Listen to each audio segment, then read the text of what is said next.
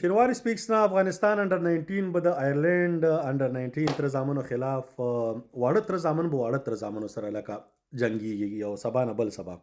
نو ان شاء الله چې وګټو سمی فائنل ته که باید له افغانستان ته نو اول خو دغه حالت ته باید راغلی نه وای خو چې بیا هم راغلی څه مشکل نشته سبا د سریلانکا او دغه لوبه ده د سویلي افریقا دې دوانو کې که دغه سریلانکا وګټله نو بیا موږ ته معلومات کیږي چې موږ باید راتلونکی کې لوبه په څومره مارجن سره وګټو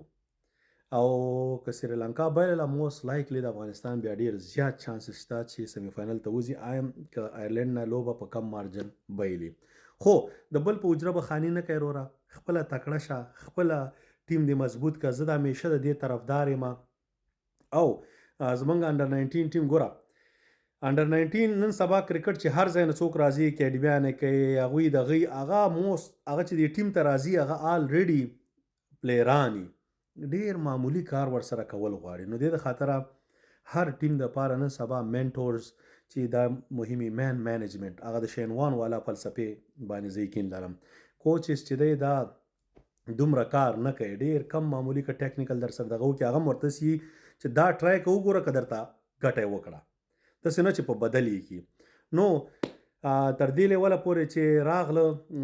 پلیران چې دي ماشاءالله زما په نظر باندې باید همداسې راغلي وای ځکه ته چې ستا دومره عمر او صرف دا نه دی چې دلته هغه هندوستان والا هم تا خدای دا اوس د سړي بچي دي چې دا سوریهونشي دا د 14 کالو ښکاري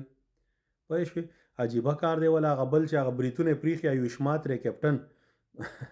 نو هر چا همداسې 4-5 کاله خوړلي دي خیر دی که موږ همیشه لږ دغه کو ډز ورکو نو موږ 10 کاله که خوړلي مي خو خبره دا ده چې اوس باید آیرلینډ تر زامن وډزو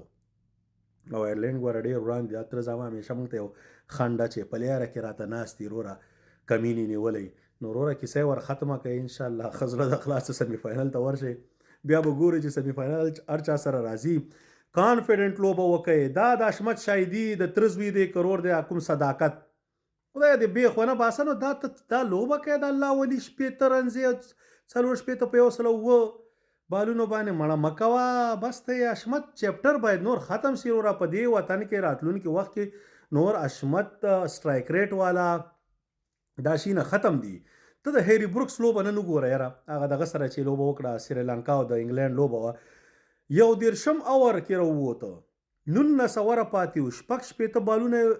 واله او 114 رنزې ون ډے کې ناٹ آؤٹ وکړي دغه ته پلیر یې جو ډر گیا و مر گیا خوار شي چې ته په دغه سیره یې لوبه دلته کوي ته به ملي ټیم کې څه توره وکې پوه شوې نو وروره زړه د خلاصه لوبه وکړه آیرلینډ تر زامنو باندې ښه ډاډه ورشه ښه ډایرکټ پې ورځه او فیصل شینوزاده او داسې نور دا ټول ټیټ شي پریشر ما اخلئ ګوره تاسو پریشر کې خپې خویږي داسې پریشر ما اخلئ ذمواري واخلئ دا فکر وکړئ چې یاره د افغانستان ملت مونږ ته ګوري هر سړی او که مونږ لوبه وګټو دا به دوی دپاره خوشحالي مونږ فیوچر سټار به شو او که خدای مکه بایلو خو مونږ به فایټ کوو مونږ باید داسې په دې لوبه کې ښکاره شو چې هر سړی خواري کوي یو خواري یو ډېره زیات ګوره چې هر څه بیا در باندې پریشر بس مړه هلته کوچز در سره شته که نه باید تاسو ته وایي چې څنګه پریشر کنټرول کړي دې د خاطره مینټورز وري هر دغه کې نو چې هغه تا هغه سچویشن سره برابر کې ځکه دا ځوانان دي نو انشاءالله دونه غم مه کوئ آیرلینډ تر زامنو سره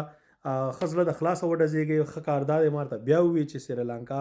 معلومات ورته وشي لوبې نه وروسته چې موږ په کوم حالت کې یو بیا به انشاءالله سمی فاینل کې ورسره ډزېږو که لاړو او که لا نه مړو کرکټ ته کرکټ کې دا شي نه راځي ډونټ وري مګر فل ټرای اخري باله پورې پوره خواري به کوئ زړه د خلاصه پوه شوې بس هغه مونږ ګورو په لوی الله مسپارم خدای په امان السلام علیکم